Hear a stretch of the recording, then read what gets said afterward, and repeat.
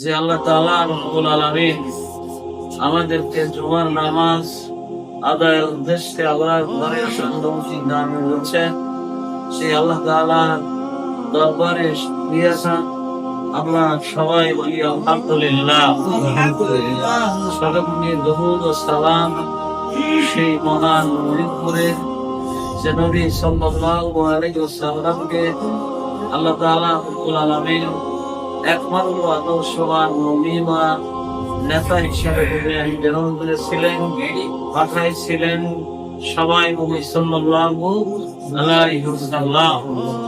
সম্মানিত উপস্থিত মুসলিয়ান ইকরাম, আল্লাহ তাআলা রব্বুল আলামিনের অশেষ মেহেরবানি যে আমরা প্রতি জুমার ন্যায় আজকেও জুমার নামাজে এসেছি। আল্লাহ তাআলা রব্বুল আলামিন এনেছেন। আজকের আলোচনার বিষয় হচ্ছে আল্লাহ জমিনে আল্লাহর দ্বীন আল্লাহ প্রতিষ্ঠা যে করবে, এটা আল্লাহ তাআলা রব্বুল আলামিনের ইচ্ছা। এই বিষয়ের প্রতি আমাদের আল্লাহ তাআলা রব্বুল আলামিন বুঝার তৌফিক দান করুন। সবাই বলি আমিন। সম্মানিত মুসলমান ভাইরা, আল্লাহ তাআলা রব্বুল আলামিন বলছেন, ওয়া নুরিদু আন্না মুন্না আলাল্লাযী নাসতাদিফু ফিল আরদি। আল্লাহ তাআলা রব্বুল আলামিন বলছেন যে আমি ইচ্ছা করলাম করব না, আমি ইচ্ছা করলাম যে যারা দুর্বল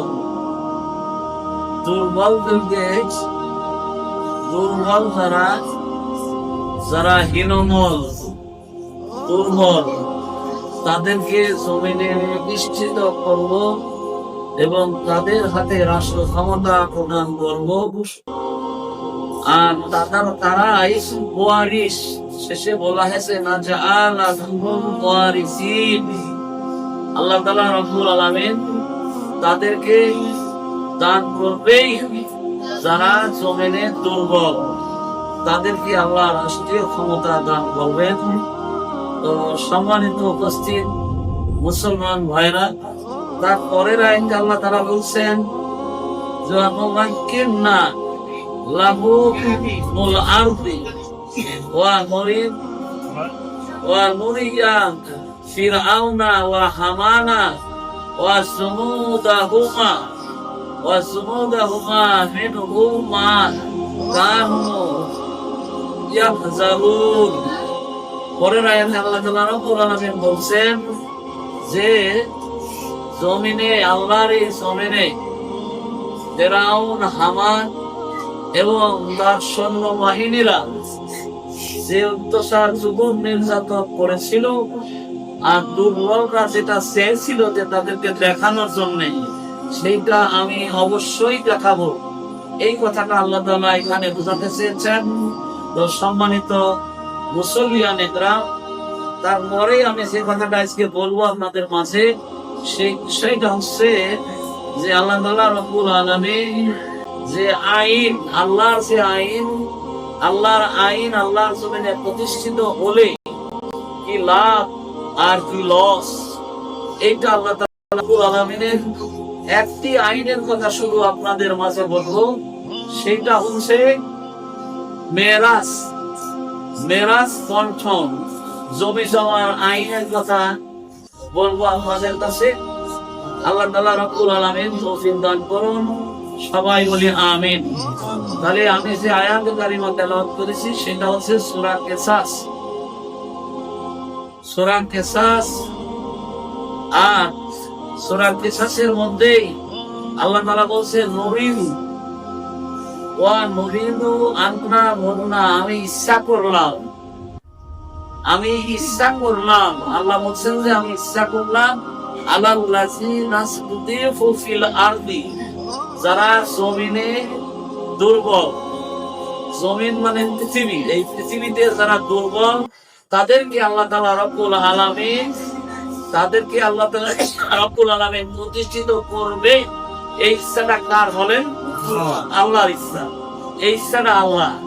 এখন যে বর্তমান পরিস্থিতি আমাদের বাংলাদেশে চলছে, সেই পরিস্থিতির আলোকে আমি এই কথাটা বলছি যে আল্লাহ তাআলা রব্বুল আলামিন এমন এমন আয়াত নাযিল করেছে। দেখেন, বাংলাদেশের জন্য মনে হচ্ছে যে আয়াতটা, এই আয়াত দুইটা এই মাত্র নাযিল হয়েছে 2024 সালের 5 আগস্টের পূর্বে। আপনি খেয়াল করেন, 2024 সালের 5 আগস্টের পূর্বে এই বাংলাদেশের আলেম ওলামা, ইসলামী দলগুলা সবল ছিল না দুর্বল ছিল? বলেন, কি ছিল? দুর্বল ছিল। এখানে আল্লাহ যে শব্দটা ব্যবহার করেছে যে আমি ইচ্ছা করলাম, আল্লাহ তাআলা রব্বুল আলামিন ইচ্ছা করলো এই দুর্বলদেরকে আল্লাহ প্রতিষ্ঠিত করবে। এবং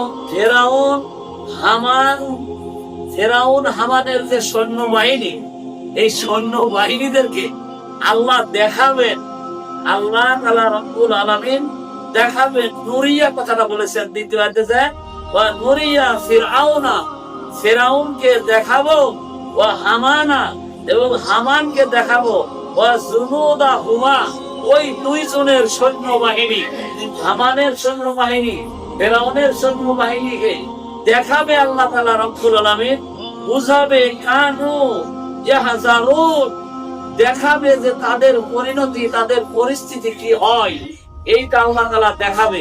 তো সম্মানিত মুসল্লিয়ান ইকরাম, আমি আপনাদের খেদমতে আরজ করব, আল্লাহ তাআলা এমন এমন ভাবে এই বাংলাদেশের ইসলামী আন্দোলন যারা করেন, সে যে দলই হোক, আমি আপনাদের খেদমতে আরজ করব, আপনাদের কাছে মনে হয় না দলের কথা বললেই আপনারা মনে করেন যে এটা রাজনীতি।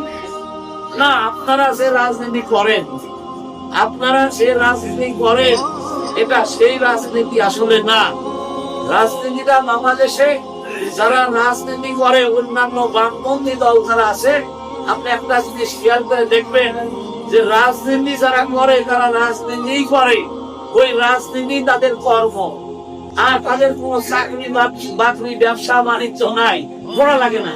রাজনীতি করে বলেই, রাজনীতি করে দুর্নীতি করা লাগবে, দুর্নীতি করেই তাদের পেট বাঁচাতে হবে, তাদের সংসার বাঁচাতে হবে।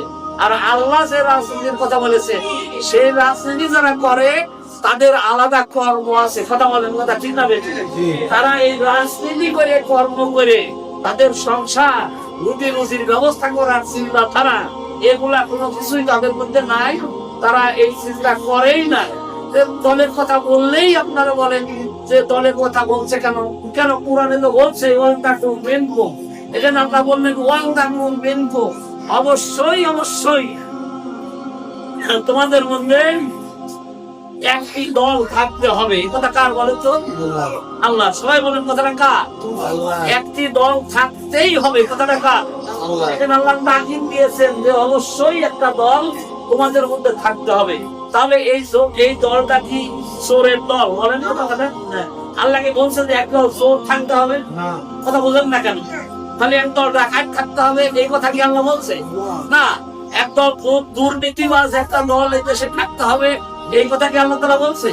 যে দলের কথা আল্লাহ বলছে, ওখানে আল্লাহ নিজে আবার ব্যাখ্যা দিয়েছেন, ইয়ামুরুনা বিল মারুফ, ওই দলের কাজ হবে সৎ কাজে আদেশ দেওয়া।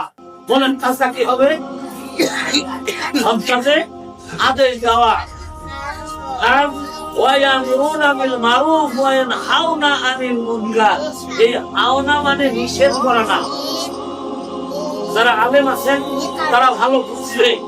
আপনারা নাহর কিতাব খুলে দেখেন, ভালো করে বুঝে দেখেন, ইয়ামুরুনা বিল মারুফ বলা হয়েছে, ইয়ামুরুনা বিল মারুফ ওয়া ইয়ানহাউনা আনিল মুনকার। এই হাওনা শব্দের অর্থ নিষেধ করা না, হাওনা শব্দের অর্থ হচ্ছে বাধা দেওয়া। বলেন হাওনা শব্দের অর্থ কি? বুঝেন কথাটা? বাধা দেওয়ার নিষেধ করা কি এক জিনিস? বলেন আপনারা, বাধা দেওয়ার নিষেধ করা এক জিনিস?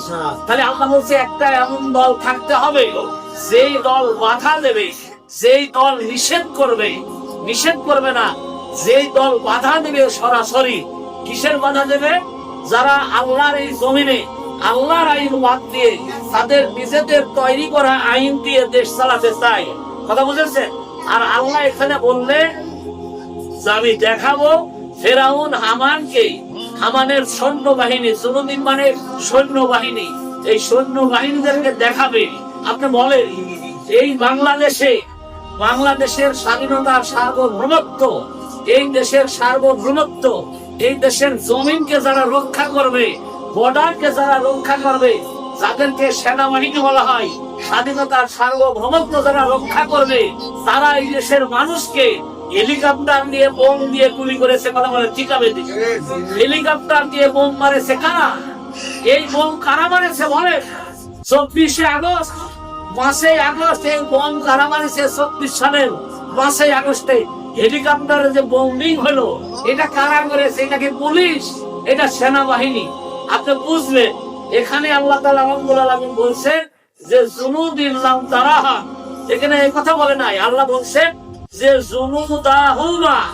জুনুদাহুমা, ওই দুইজনের সৈন্যবাহিনীকে আমি দেখাবো। আর আল্লাহ তাআলা এখানে বলছেন যে নুরিয়া দেখাবো ফেরাউনকে ও হামানকে। এই কথাটা নাম করে বলেছে আল্লাহ। কথা বলে ঠিক না বেটি? ফেরাউন হামানের কথা বলার কারণ কি? ফেরাউন হামানের কথা বলার কারণ হচ্ছে আল্লাহ তাআলা রব্বুল আলামিনের এই জমিনে একটা মাত্র মানুষ দাবি করেছিল যে আনা রব্বুকুমুল আলা। কথা বলে এই দাবি কে করেছিল? ফেরাউন বলেছিল আনা রব্বুকুমুল আলা, আমি সকল রবের উপরের রব, আমি হচ্ছে বড় শক্তি। এই কথা কে বলেছিল? ফেরাউন বলেছিল যে আমি বড় শক্তি। সম্মানিত মুসলমান ভাইরা, মুসল্লিয়ান একরাম, মা বোনেরা খান লাগান, আপনারা মহিলা যারা আছেন অনেকেই কিন্তু এখন বলছে বাংলাদেশে যে মহিলারা কেন বাড়িতে গ্রামে তালিম করবে? মহিলারা কেন করবে? মহিলারা করবে না। মহিলাদেরকে কোরআন হাদিসের কথা বুঝাবে তো মহিলা। কথা বলে ঠিক না বেঠিক? আম্মা আয়েশা রাদিয়াল্লাহু তাআলা আনহা তালিম করেছে, মহিলাদের কাছে যায় বলেছে, জয়নাব বলেছে, আল্লাহ রাসূলের বিবিরা সব তালিম করেছে।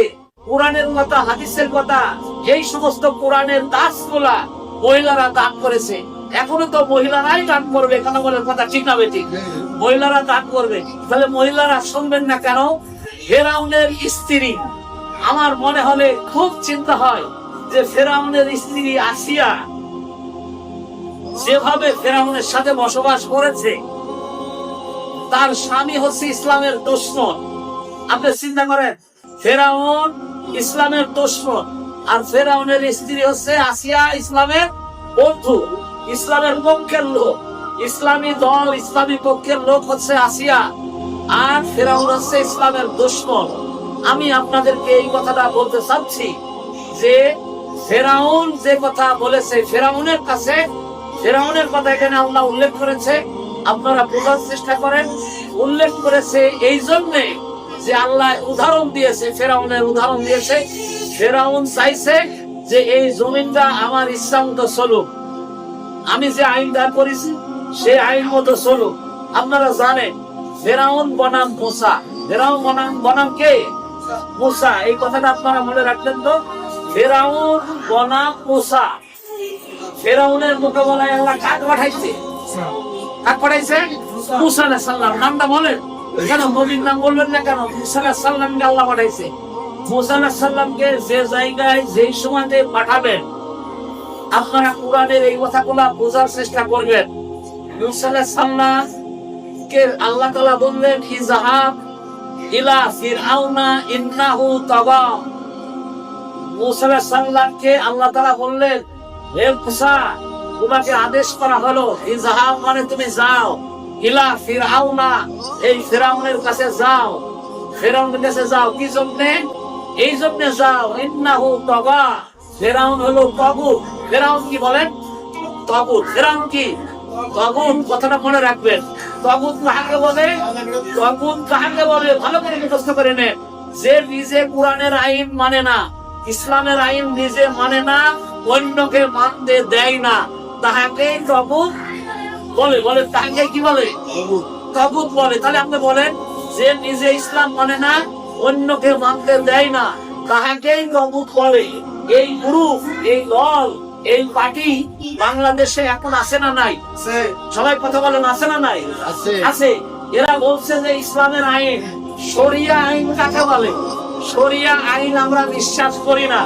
আপনি বলে যে মুসলমানের ঘরে জন্মগ্রহণ করেছে সেই কোন ব্যক্তি যদি বলে যে শরিয়া আইন আমরা বিশ্বাস করি না, আপনি বুকে হাত দিয়ে বলে, আপনার বিবেককে বিশ্বাস জিজ্ঞেস করেন, সে কি মুসলমান থাকতে পারে? ওর মুসলমান থাকার অধিকার আছে?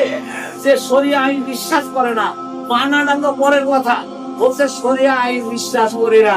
তাহলে যে শরিয়া আইন বিশ্বাস করে না সে হলো তাগুত। যে নিজে ইসলাম মানে না, ইসলামের আইন মানে না, ওই লোকে মানতে দেবে না, তাকেই তাগুত বলে। তাকে কি বলে? তাগুত বলে। আপনারা কথাটা বোঝার চেষ্টা করবেন। তাহলে তাগুত কয়েক প্রকার আছে। এক নম্বর তাগুত হচ্ছে মনের কামনা বাসনা। আপনার মনে যা বলে তাই আপনি করতে পারেন না, কুরআন যা বলে তাই আপনাকে করতে হবে। দুই নম্বর তাগুত হচ্ছে অর্থ স্বার্থ যেদিকে আপনি সেদিকে যদি যান, যে যাবে সে তাগুত। অর্থের পিছনে যে দৌড়াবে সে তাগুত, এতে কোনো সন্দেহ নাই। হ্যাঁ, অর্থ স্বার্থ যেদিকে সে সেদিকে, সে তাগুত। আর তিন নম্বর হলো জালেম সরকার। কোন রাষ্ট্রে যদি জালেম সরকার থাকে সেই সরকারও তাগুত, এতে কোনো সন্দেহ নাই। কথাটা বোঝার চেষ্টা করবেন। আর চার নম্বর হচ্ছে অন্ধ আনুগত্য, যা কোরআনে নাই, হাদিসে নাই, তা যদি মেনে নেন তাহলে এইরকম ভাবে মেনে নেওয়াকেই তাগুত বলে। এইরকম মানা তো যাবে না, কোরআনে থাকতে হবে, হাদিস থাকতে হবে, তাহলে সেইগুলা মানে চলতে হবে। ফেরাউনের কথা আপনি বোঝার চেষ্টা করেন। আমি আজকে জানাজাতের একটা কথা বলেছি, সকালে একটা জানাজার মাঠে বক্তৃতা করেছি জানাজার নামাজে। সেখানে বলছি যে আমার দুঃখ যে বাংলাদেশের অনেক আলেম ওলামা বুঝে না। ফেরাউন বুঝলো যে দিন শব্দের অর্থ আইন। বলেন দিন শব্দের অর্থ কি? আইন। আপনার কবরে যে জিজ্ঞেস করা হবে, ওমা দিনুকা, জিজ্ঞেস করা হবে না? ফেরাউনের কাছে মুসা আলাইহিস সালাম বললেন, ইয়া কাওমি ইবুদুল্লাহ মা লাকুম মিন ইলাহিন গায়রু। ফেরাউনের কাছে মুসা আলাইহিস সালাম বললেন, ইয়া কাওমি ইবুদুল্লাহ মা লাকুম মিন ইলাহিন গায়রু। তখন মুসা আলাইহিস সালামকে ফেরাউন জবাব দিলেন, ওয়াও ফেরাউনা জুরুনি আক্তুবু মুসা। ফেরাউন বললেন, তোমরা আমাকে ছেড়ে দাও, আমি মুসাকে হত্যা করব, আমি মুসাকে হত্যা করব। তার মানে ফেরাউনকে কি কেউ ধরেছিল? তাকে কেউ বাধা দিচ্ছে না, সে এমনি উঠে খাড়ায় বলছে যে আমি মুসাকে হত্যা করব। তখন তার পাশের জনগণ না, মন্ত্রীরা, এমপিরা, তার সাথে যারা ছিল, তার সহচর যারা, তারা জিজ্ঞেস করছে যে আপনি মুসাকে হত্যা করবেন কারণ কি? ওই লোকটার দোষটা কি? তখন ফেরাউন বলেছিল যে ইন্নী আখাফু, আমার একটা আশঙ্কা হচ্ছে, আমার ভয় হচ্ছে। কিসের ভয়? আপনার ভয়টা কিসের ভয়? সেই ভয়টা হচ্ছে আইয়া বাদদালা দীনাকো। ভাই আপনি খেয়াল করেন, বলছে আইয়া বাদদালা দীনাকো। আমার ভয় হচ্ছে যে মুসা দুনিয়ায় আইছে দিন বদলা দিতে। এই দিন মানে আইন। বলেন তো দিন মানে কি? আইন। আইন। তাহলে আল্লাহর আইন আর ফেরাউনের আইন। যারা আল্লাহর আইন চাই না তাদের আসর নাসর হবে কিন্তু ফেরাউনের সাথে। কার সাথে হবে?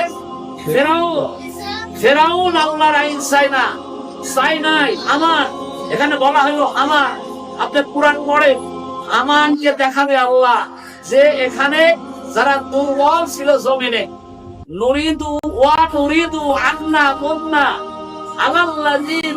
আলাল্লাযী নাসতুদিফু ফিল আরদি, আলাল্লাযী নাসতুদিফু ফিল আরদি।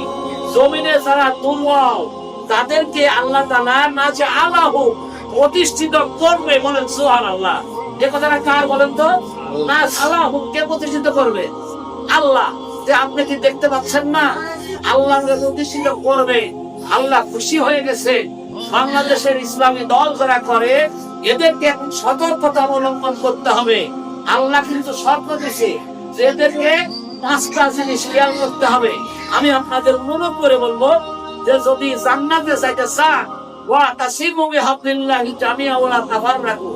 এখানে যে বলা হলো শক্তভাবে আল্লাহর রসুলকে চেনে ধরো। তাহলে আমরা যদি জান্নাতে যেতে চাই, সচক্ষে দেখা যাচ্ছে বাংলাদেশের যে পরিস্থিতি, আপনি বলেন বাংলাদেশে আল্লাহ তাআলা রব্বুল আলামিন 5ই আগস্টের পরে ইসলামী দলগুলো যে আন্দোলন করে আসছে, আন্দোলন করতে করতে ঢাকা ভার্সিটিতে যে নির্বাচন হলো, ডাকসু নির্বাচন, এই নির্বাচনে যে বিজয় দান করেছে এই আয়াতের সাথে মিলে গেছে। সে কি বলেন? আল্লাহ বলছে আমি নাজ আলাহু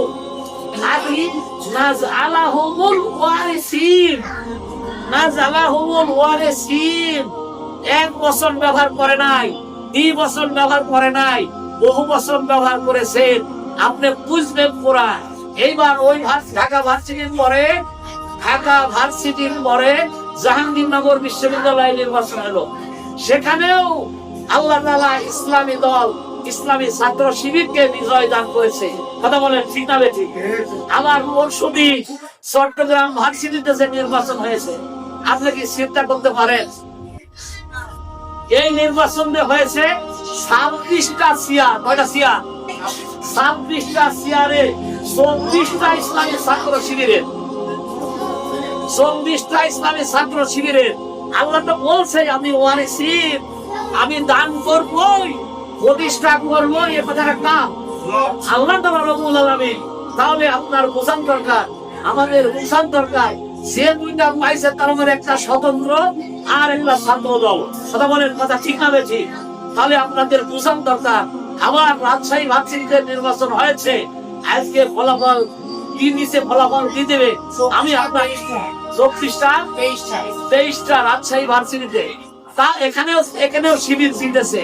ভাইরা আমার, আমি আপনাদের খেদমত আরজ করবো, এতে কি আপনারা বেজার হচ্ছে? কথা বলেন, বেজার হচ্ছে?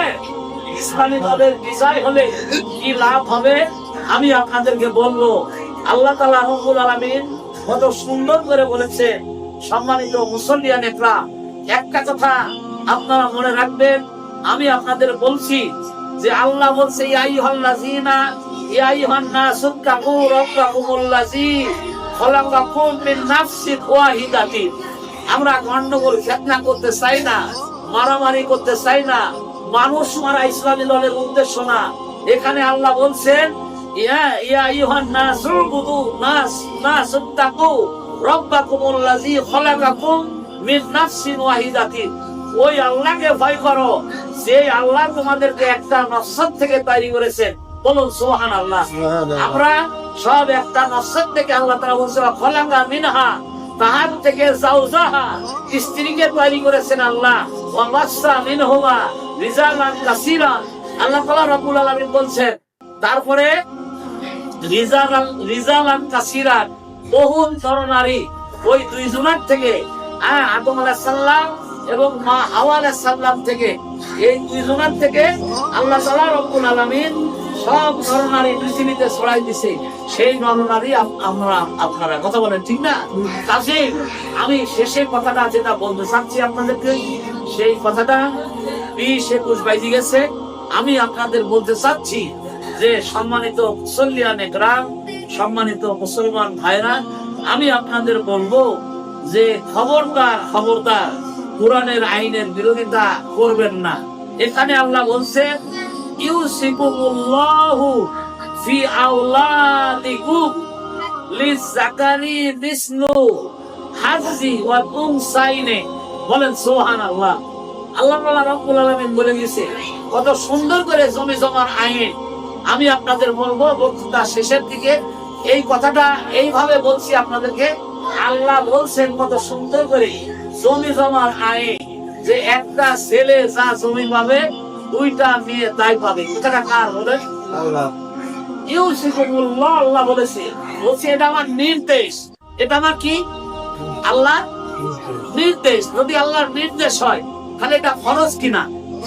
সবাই কথা বলেন, এটা ফরজ কিনা? এটা ফরজ যদি এটা ফরজ হয়, তাহলে আমি আপনাদের বলতে চাচ্ছি এই আইনটার কথা। এটা যদি ফরজ হয়, যদি বললে গুনাহ হবে, আল্লাহ মাফ করুন, অবশ্যই ফরজ। এই আইন প্রতিষ্ঠা করা, এই আইন অনুযায়ী জমি জমা বন্টন করা অবশ্যই ফরজ। হচ্ছে, আমাদের দেশে হচ্ছে, এইভাবে আইনটা করা আছে। কিন্তু আমি যে উদ্দেশ্যে কথাটা বলতে চাচ্ছি, আপনি মেয়েগুলা ফাঁকি দিলে, আপনি কথাটা বোঝার চেষ্টা করেন, অথবা আপনার 6টা বা 4টা ছেলে, 2 ছেলে ফাঁকি দিলেন, অথবা 4 ছেলে ফাঁকি দিলেন, দিয়ে 2 ছেলে জমিগুলা রেজিস্ট্রি করে দিলেন। এরকম তো আমসরদারি নাই, আছে? এরকম এরকম মানুষ আছে নাকি বলেন? যে আছে। শোনেন, আজ জানাজার নামাজের আগে সকাল 6:30টার থেকে একটা প্রোগ্রামে বক্তৃতা করেছি, সকাল 6:30টার থেকে একটা প্রোগ্রাম, আবার আরেকটা প্রোগ্রাম ওই জায়গায় যাই আমার 7:30টার থেকে বক্তৃতা করেছি। সেখানে একটা প্রশ্ন করা হলো যে শিরক, হুজুর শিরকের গুনাহ তো মাফ করবে না, কিসের গুনাহ বলে? কিসের গুনাহ? শিরকের গুনাহ মাফ করবে না আল্লাহ। আল্লাহু ইয়াশরিকু বিল্লাহি শাইআ। শিরক জিনিসটা কি? শিরক হচ্ছে আল্লাহর আইনকে অমান্য করে আপনার আইন মানা, কথা বলে ঠিক না? আর আপনি যে সন্তানকে ফাঁকি দিলেন, আল্লাহ বলছে যে একটা মসজিদ থেকে সব নস আমি বের করেছি, বলেন সুবহানাল্লাহ। আপনি কেন ফাঁকি দিলেন? আপনি 2টা ছেলে ফাঁকি দিলেন, 4টা ছেলে জমি দিলেন, অথবা 2টা ছেলে জমি দিলেন, 4টা ছেলে ফাঁকি দিলেন, অথবা একটা ছেলে একটা মেয়ে, আপনার জমিটা ছেলেটা দিয়ে গেলেন আর মেয়েটা ফাঁকি দিলেন। কথা বলেন, কথা ঠিক না বেটি? মেয়েটা ফাঁকি দিলেন। এটা আল্লাহ কোরআনে সূরা নিসার 11 নম্বর আয়াত, সূরা নিসার 11 নম্বর আয়াত। আমি কোরআন হাতে করে বললাম, আপনারা পড়ে নিবেন। আল্লাহ এত সুন্দর করে, যদি আগামী সময় আমি আসতে পারি, সুস্থ থাকি, আল্লাহ যদি আনেন, তাহলে সুন্দর করে আমি আপনাদের বোঝা দেব যে জমি জমার আইন এখানে আছে, এই আইনও আছে। আর জমি জমার আইনের মধ্যে দেখেন, বাংলাদেশে দাদা কেস চালাইছো, দাদাকে চালাইতো, এখন আবার নাতি চালাচ্ছে। তার মানে মামলা, এই মামলা 50 বছর হলে চলছে। ওই নাতির ছেলে ওই জমি পাবে না। আর যদি এই, আমি বলছি আপনাদেরকে, ইসলামী দল যদি ক্ষমতায় যায়, ইসলাম যদি ক্ষমতায় যায়, আপনার জমি জমার আইন 45 দিনের ওই পারে যেতে পারবে না। জোরে বলেন সুবহানাল্লাহ।